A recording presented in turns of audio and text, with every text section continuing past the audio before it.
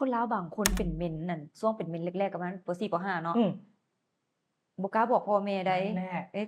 ซื้อประจำเดือนมาจั่งใดจั่งใดตกใจเลือดออกซี้นะนั่นแหละอืมคือมันเป็นสุดความรู้ที่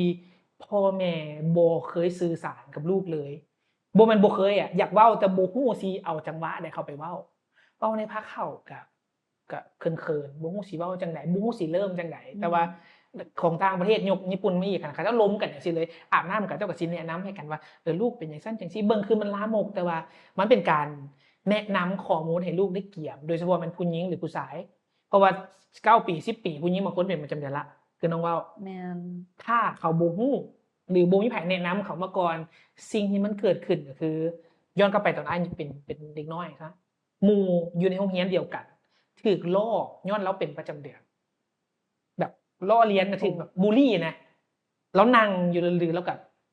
ซึ้งๆแล้วลุกขึ้นแล้วมีเลือดเต็มอยู่แล้วคนในห้องอะนะบุลลีเราโอ้เลือดออกจังซั่นจังซี่เราบ่มาโรงเรียน2อาทิตย์เป็นปุ่มเลยเนาะปุ่ม บัดนี้เขาบ่ฮู้ว่ามันเป็นอีหยัง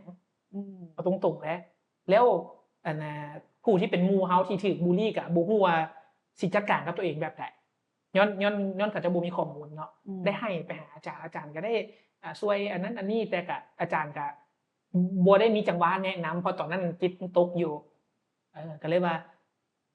พ่อแม่ควรจะเริ่มปลูกความรู้เรื่องนี้ให้ลูกตั้งแต่ตอนยังน้อยจะคือมันเป็นเรื่องลามก